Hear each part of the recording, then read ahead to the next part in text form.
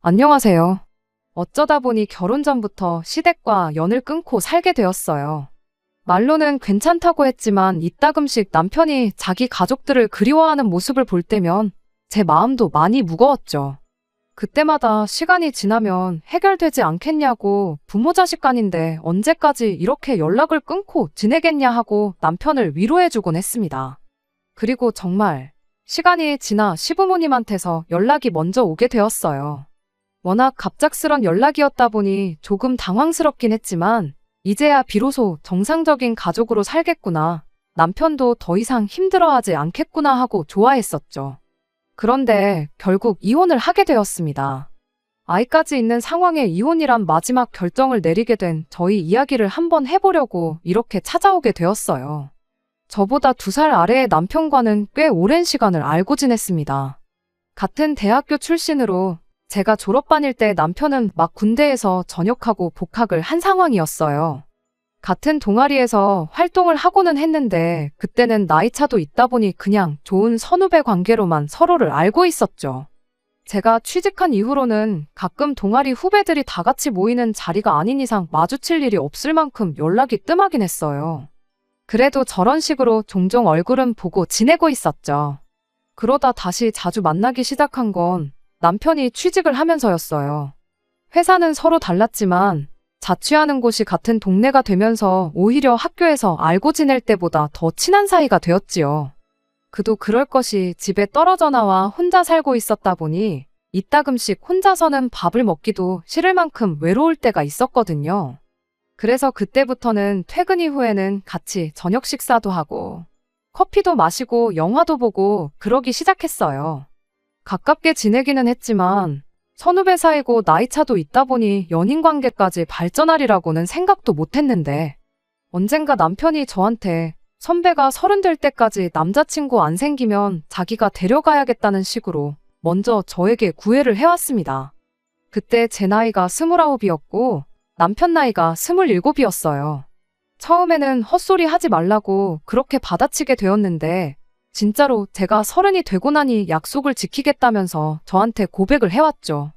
그때는 저도 남편이 그간 농담을 한 게 아니었다는 사실을 알게 되었고 그런 남편을 받아들이고 연애를 시작하게 되었습니다. 그런데 사귄 지 1년 만에 저희 둘 사이에 아이가 생겨버렸어요. 지금이야 세상 그 무엇을 준다고 해도 바꿀 생각이 없을 만큼 세상에 하나밖에 없는 제 보물 같은 존재이지만 그때는 정말이지 눈앞이 깜깜해졌지요. 그런데 오히려 저보다 2살이나 어린 남편이 엄청 든든한 모습을 보여주더라고요. 어차피 시간 문제였던 거라고 자기는 저랑 애초에 결혼할 생각으로 연애를 시작한 거라면서요. 순서만 조금 바뀌었다 뿐이지 우리 인생에 달라지는 거 하나 없으니 자기만 믿으라는 말을 해줬지요. 그 말에 저도 용기를 내서 남편의 청혼을 받아들이게 되었어요.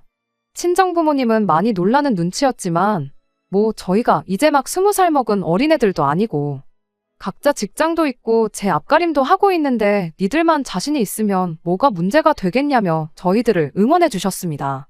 도움이 필요한 게 있으면 뭐든지 말하라고 당신들이 해줄 수 있는 선에서 모든 지원을 해주겠다는 말과 함께요. 정말 든든했죠. 하지만 시댁의 반응은 저희 친정과 정반대였어요.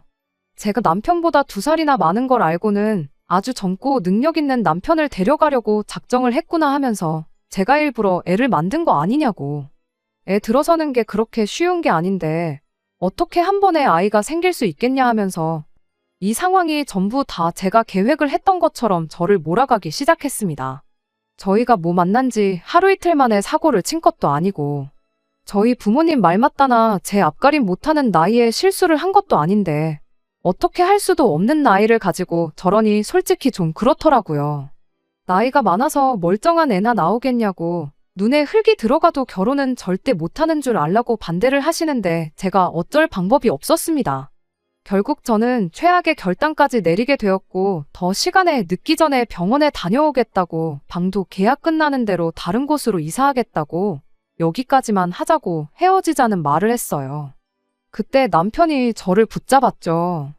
헤어지는 건 말도 안 되는 일이고 병원 가는 건 더더욱 안 될 일이라고요. 부모님은 자기가 어떻게든 설득할 테니 자기만 믿고 따라와주면 안 되겠냐며 무릎까지 꿇고 싹싹 비는데 또 그런 모습을 보니까 마음이 그렇지가 않더라고요. 그리고는 그 길로 친정에 가서 친정 부모님께도 몇 번을 빌었습니다. 자기 집에서 결혼을 반대하지만 자기는 저를 행복하게 해줄 자신이 있다고 장인 장모님만이라도 제발 저희 편이 되어주시면 안 되겠냐고요. 친정아버지가 남편의 그런 모습을 엄청 좋게 보셨어요. 당장 시댁에서 반대하는 건 알고 계셨지만 이 정도 배포가 있는 남자면 저를 맡겨도 되겠다는 확신이 드셨답니다. 결혼식을 올리기까지 끝내 시부모님의 허락을 받아내지는 못했어요. 이미 그렇게 될 걸 예상했다 보니 결혼식은 정말 가까운 지인들과 친인척들만 모아놓고 혼주석을 비워둔 채로 조촐하게 치르게 되었고요. 나중에라도 시부모님 마음을 돌려내 멀쩡한 가족의 형태를 이루게 된다면 그때 가서 다시 결혼식을 올리자는 이야기도 나눴죠. 아무튼 그렇게 저희는 결혼을 하게 되었습니다. 저희는 저희 나름대로 최선을 다했어요. 신혼여행을 다녀와서도 시댁에 인사를 드리러 갔지만 니 잘난 줄만 아는 놈들이 여기가 어디라고 찾아왔느냐며 문전박대를 당했죠. 그 이후로 있던 아버님 생신 때나 어버이날이며 명절, 집 앞까지 찾아가도 저희를 집에 들여보내주지 않으셨어요. 아이 출산이 임박했을 때도 연락을 드렸는데 관심도 없는 애새끼 때문에 전화까지 한 거냐며 그 길로 전화를 끊어버리셨죠. 그 이후부터는 육아 문제도 있었고 매번 좋은 이야기 한 번 못 듣고 얼굴조차 안 보여주는 시부모님을 어떻게 해야 되는 건지 도무지 갈피가 잡히지 않았습니다. 꼭 부모님 마음을 돌려놓겠다던 남편도 반년 동안 얼굴 한번 보여주지 않는 시부모님 마음을 돌릴 자신이 없어진 건지 아니면 저처럼 지친 건지 언젠가부턴 마음을 접은 듯 시댁에는 언제 또 가보냐는 제 말에 거기 가봐야 문전박대나 당하지 그런 데를 가서 뭐 하냐는 식으로 나오기 시작했어요. 그렇게 결혼 1년을 보내고는 아예 시댁에 대한 마음을 접은 듯 보였고요. 솔직히 말해서 이게 저희가 시부모님하고 좋은 관계를 유지하다가 갑자기 저렇게 된 거면 말을 않겠어요. 시댁이 있건 말건 툭 까놓고 말해서 있어 본 적이 없던 거나 마찬가지인데 저희 사는 데에는 그 어떤 지장을 주지 않았거든요. 말 맞다나 저희한테 뭐 용돈을 요구하는 것도 아니고 저희한테 바라는 거 하나 없이 그냥 꼴도 보기 싫다고 1년 가까운 시간을 저러고 계신 거였어요. 적어도 아들인 남편 연락이라도 받아주고 둘이서만 연락을 주고받고 그랬다면 또 모르겠는데 남편까지 싸잡아서 부모 말에 거역하고 지들 하고 싶은 대로만 하는 후레자식 취급을 하는데 저희가 무슨 방법이 있었겠나요? 그나마 남편이로 형이 한 명 있는데 아주버님과는 이따금씩 연락을 주고받기는 했습니다. 하지만 시부모님 이야기만 나오면 복잡한 일에 자기를 끌어들이지 말라며 저희와 시부모님 사이에 있어서 그 어떤 중간다리 역할을 해주지 않았었어요. 나중 가선 이렇게 연락하는 것도 불편하다며 아주버님 또한 저희 연락을 피하기 시작했죠. 그렇게 시댁 식구들하고는 완전하게 연락이 끊어지게 되어버렸던 겁니다. 아이한테 친할머니, 친할아버지 못 보여주는 게 아쉽다면 아쉬운 상황이었지만 또 저희 친정 부모님께서 아이에게 워낙 큰 사랑을 주시고 지원도 해주셔서 할머니, 할아버지 빈자리 또한 외할머니와 외할아버지가 충분 그 이상으로 메꿔주고 계신 상황이었지요. 그렇게 저희도 점점 시댁에 연락하거나 찾아가보는 횟수를 줄이기 시작했고 결국엔 저희도 찾아가기는커녕 그 어떤 연락도 안 하는 사이가 돼버린 거예요. 시작할 때 말씀드렸다시피 아예 시댁과 연이 끊기게 되었을 땐 겉으로 괜찮다 했지만 남편이 이따금씩 힘들어하는 모습을 보여주곤 했어요. 그게 부모님에 대한 그리움보다는 섭섭함이 더 컸지요. 이렇게 잘 지내고 잘 살고 있는데 연락조차 하질 않는 부모님이 원망스러웠던 걸 거예요. 저는 도저히 그 마음이 어떤 마음일지 가늠이 되지 않았고 그냥 심심한 위로 몇 마디 건네는 게 전부일 뿐이었습니다. 그런데 그렇게 연 끊고 지내던 시부모님한테 연락이 오건 시댁과 그 어떤 교류조차 하지 않고 모르는 사람처럼 지내기 시작한 지 3년이 지나서 그러니까 저희 아이가 4살이 되던 해였습니다. 그때가 아침 5시 반이었어요. 잠결에 걸려온 전화를 누구한테 걸려온지도 확인 못하고 받았었는데 그게 시어머니였죠. 누군지 확인도 안 하고 무심코 받은 전화였다 보니 졸린 목소리로 여보세요 하고 전화를 받았는데 시어머니가 대번에 전화기로 소리를 빽 지르면서 너는 네 시어머니한테 몇 년 만에 연락이 왔는데 전화 받는 태도가 그게 뭐냐고 호통을 치시더군요. 그때 얼마나 놀랐는지 잠이 싹 달아날 정도였어요. 이따금씩 시어머니와 연락하고 지내는 상상을 하고는 했었는데 막상 이런 식으로 전화가 걸려오니 머릿속이 새하얗게 돼버려서 어떻게 무슨 말을 해야 할지 생각도 안 나더라고요. 그래도 최대한 빨리 정신을 차려서 시어머니한테 그간 별일 없으셨냐고 안부를 먼저 물었죠. 평생 얼굴조차 안 보여주고 전화 한 번 안 받던 분이 이렇게 전화를 해온 걸 보면 분명 무슨 일이 있어도 있겠구나 싶었어요.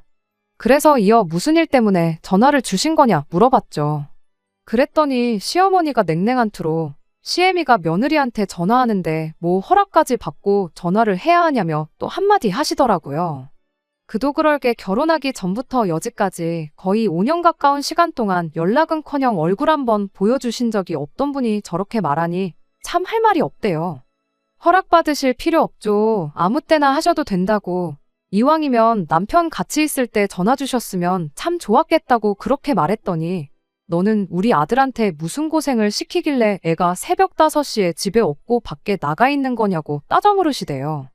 그런 게 아니고 지금 출장 나가 있어서 그렇다고 대답했더니 그 자식이 출장은 무슨 출장이냐고 그렇게 한마디를 하시더라고요.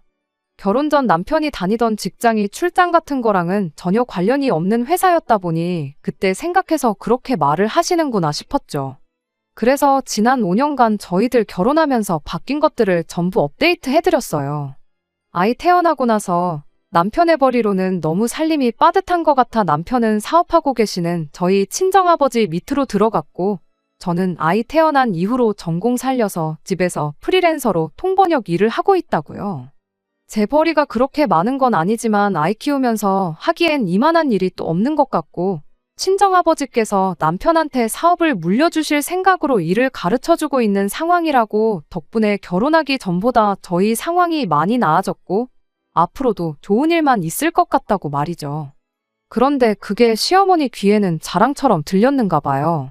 대번에 니 똥 굽다 하면서 빈정거리더라고요. 그러곤 이만 전화를 끊겠다 하시길래 남편한테 연락드리라 할까요 했더니 됐다고 필요 없다고 그러시곤 전화를 끊어버리셨어요. 4년 만에 저한테 시비 걸려고 연락을 하셨나 싶은 마음이 들었지만 그래도 이게 어디냐 싶었고 그 길로 저는 바로 남편한테 전화해 이 기쁜 소식을 전했습니다. 출장 중이었던 남편도 시어머니가 먼저 저한테 연락을 했다는 소식에 아닌 척 하긴 했지만 알게 모르게 기뻐하는 눈치였어요. 안 그래도 남편이 그날 출장 마치고 집에 돌아와서 저랑 같이 있을 때 다시 시댁에 전화를 드렸는데 또 막상 남편이 전화를 거니 시어머니는 전화를 받지 않으셨지요. 필시 부끄러워서 저러시는 걸 거다 하고 이제부터 다시 자주 연락을 드려보자고 그렇게 말했어요. 그때는 정말 좋은 생각만 하려고 했습니다. 제가 그간 남편을 위로했던 말처럼 잘 사는 모습 보여드리고 하면 시간 지나 시부모님도 마음이 많이 풀리시지 않겠느냐 했었는데 딱 그 상황이 지금이구나 싶은 심정이었거든요.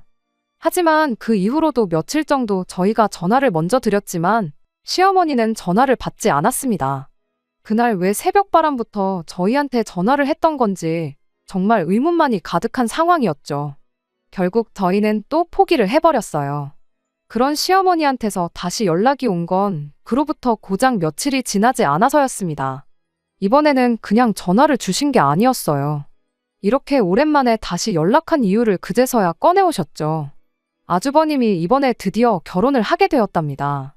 아주버님 결혼 때문에 결혼식에 초대하려고 그제서야 연락을 하게 된 줄 알았는데 그것도 이유가 아니었습니다. 여지껏 아주버님이 시댁에 생활비를 보내고 있었다나 봐요. 그런데 아주버님이 결혼하면서 이제 더 이상 시부모님 생활비를 보탤 수 없다고 나왔다네요. 이제 아주버님한테 생활비 타먹는 건 글렀으니 저희 보고 내놓으라는 소리였지요.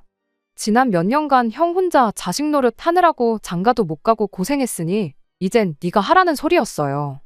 나중 가서 아주버님과도 통화가 돼서 알게 된 사실인데 시어머니가 아주버님하고도 연을 끊겠다 선언을 하셨다고 하더라고요. 이유가 뭔가 했더니 생활비 문제였어요. 아주버님이 결혼 이야기를 나누면서 상대방 쪽에서 시댁에 보내는 생활비가 너무 많다고 걸고 넘어졌답니다. 그도 그럴 게 매달 200만 원씩을 보내고 있었다 하니 말 다 했죠. 저라도 그건 싫었을 거예요. 어찌어찌 타협 끝에 매달 30만 원씩이라도 보내드리겠다 했는데 시어머니가 지금 장난치는 거냐고 그 돈 갖고 어떻게 생활을 하라는 거냐며 저희 결혼할 때처럼 결혼을 반대하셨다는 거예요. 그런데 아주버님이 이제 나이가 40이 다 되어 가는데 지금 이 사람을 놓치면 자기가 어떻게 결혼을 하겠냐는 거죠. 자초지종을 묻기 위해 전화한 거지.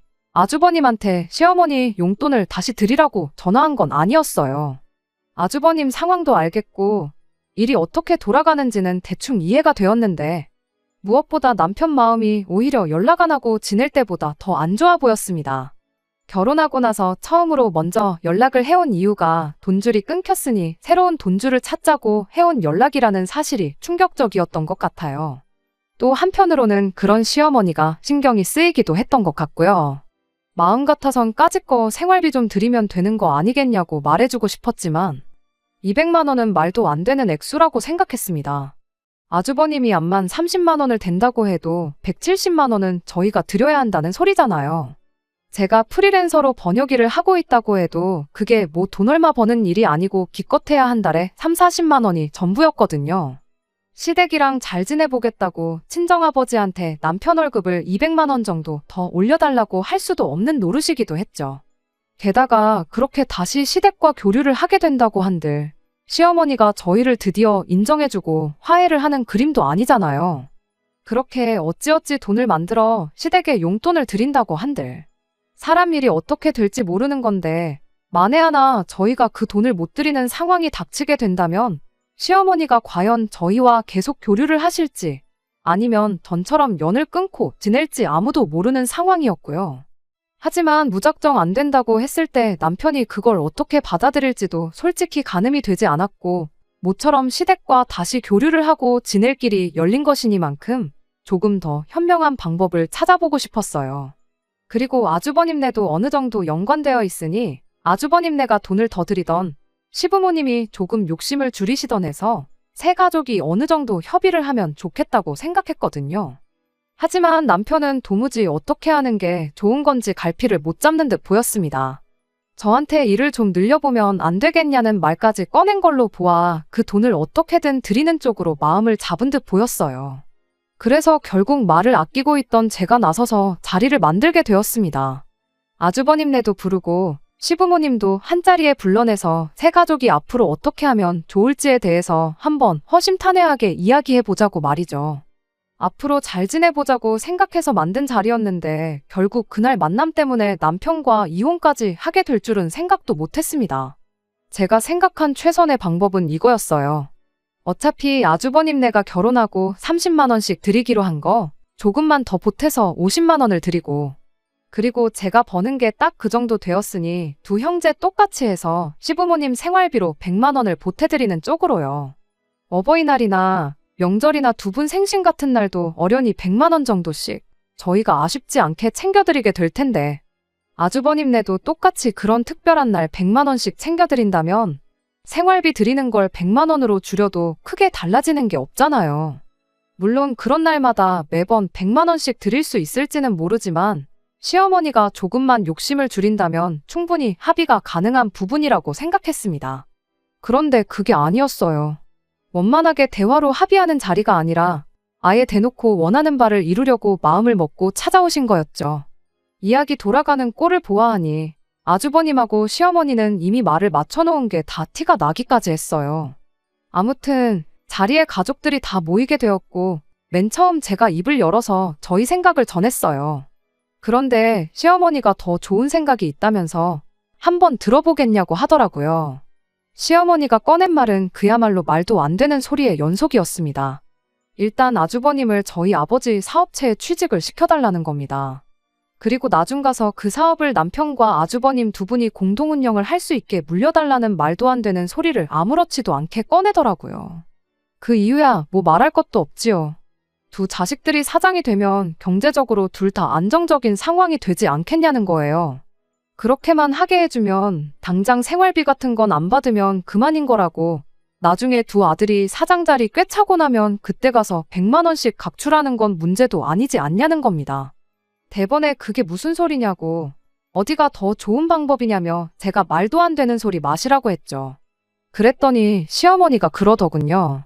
어차피 내 아들한테 사업을 물려주기로 했다지 않았느냐고. 나중 가서 남편이 사업을 이어받아 아주버님 자리를 만들어주면 그만인 건데 그건 사돈에 대한 예의가 아닌 것 같으니 정식으로 절차를 밟겠다는 건데 어디가 말도 안 되는 소리냐고 하는 겁니다. 제가 안 된다는 식으로 나오고 있으니 아주버님이 옆에서 시어머니를 위해 지원 사격을 해왔어요.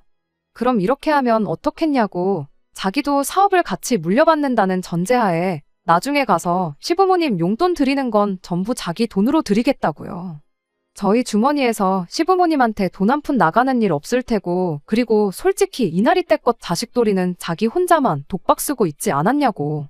그 정도는 충분히 양보해 줄 수 있는 거 아니냐고 하는 겁니다. 일단 사업주인 친정아버지가 자리에 없는데도 이미 지들이 후계자가 되었다는 듯이 떠드는 것도 어이가 없었고, 선심 써주는 척 말하는 것도 짜증이 나기 시작했습니다. 이러려고 만든 자리가 아니었는데 지들 욕심만 챙기고 있으니 어이가 없더라고요. 그래서 그냥 다 필요 없다 그러고, 그렇게 할 일은 없으니 제 제안대로 두 자식들한테 50만 원씩 생활비 받으실 생각 아니면 그냥 여지껏 살던 대로 저희들 없는 자식, 없는 며느리 인셈치고 지내시라고 했어요. 여지껏 없는 가족이다 생각하고 지냈는데 저희한테 그렇게 어려운 일 아니라고요. 그렇게 저는 자리를 박차고 말 한마디도 없이 듣고만 있던 남편도 데리고 나왔죠. 자리를 떠나는 남편 발걸음에 아쉬움이 느껴졌어요. 그도 그럴 게 다시 가족들과 잘 지내리라 기대를 잔뜩 하고 나왔을 테니 아쉬울 만도 하겠죠. 그런 남편에겐 미안한 일이었지만 돈으로 시댁 관심을 사오자는 것도 아니고 솔직한 말로 이런 제 결정을 남편도 당연히 이해해 줄 거라 생각했습니다. 집에 돌아와서도 한참 동안 아무 말 안 턴 남편이었어요. 상황이 그랬다 보니 많이 심란하겠구나 싶었는데 한참 지나 남편이 입을 열었고, 그때 남편이 꺼내온 말 한마디에 부부싸움까지 하게 되고 결국 남편과 이혼까지 하게 되었습니다. 남편이 시어머니 말이 틀린 게 뭐가 있냐고 먼저 시어머니를 두둔하고 나왔으니까요. 어차피 장인어른은 시간 지나면 은퇴하실 분이고 자기가 그 자리를 물려받게 될 텐데 그때 가서 내가 형님한테 부사장 자리 넘기면 그만인 거 아니냐는 소리를 하는 거 아니겠어요? 애초에 자기는 혼자 힘으로 사업을 굴릴 깜냥이 안 된다고, 형님같이 세상 이치에 밝은 사람이 옆에 있어야 사업도 꾸리고 그럴 수 있다면서 시어머니가 두 자식 사장 만들어 놓고 용돈을 더 뜯어가시겠다는 것도 아니고 소박하게 두 자식한테 100만 원씩 받아서 살겠다는 소리지 않냐며 시어머니 편을 계속 들더라고요. 그래서 제가 한마디 했죠. 100번 양보해서 시어머니가 처음부터 우리 결혼 허락해 주시고 속도 위반해서 결혼한 연상 며느리가 마음에 안 들었을지언정 남들 하는 만큼만 하고 지냈다면 내가 이렇게까지는 나오지 않았을 거라 했죠. 대접도 못 받고 있다가 이제 돈 얼마 때문에 돈 얼마 주면 친하게 지내주겠다 하는 건데 옆구리 찔러서 절 받는 것도 아니고 그렇게 시댁하고 잘 지내봐야 우리한테 좋은 게 뭐가 있냐고 따졌더니 제 말에 중요한 요지는 파악도 못하고 한다는 소리가 글쎄 시어머니가 어색해서 그러는 거냐입니다. 그러더니 한다는 소리가 그럼 일단 시부모님을 우리 집에 모시자는 거예요. 한 집에 살면서 정도 좀 붙이고 친해져 보라고요. 그렇게 몇 달 살아보고도 우리 어머니가 당신을 싫어하는데 돈 때문에 억지로 친한 척 하는 거라고 느껴지면 그때 가서 다시 이야기해 보자고요.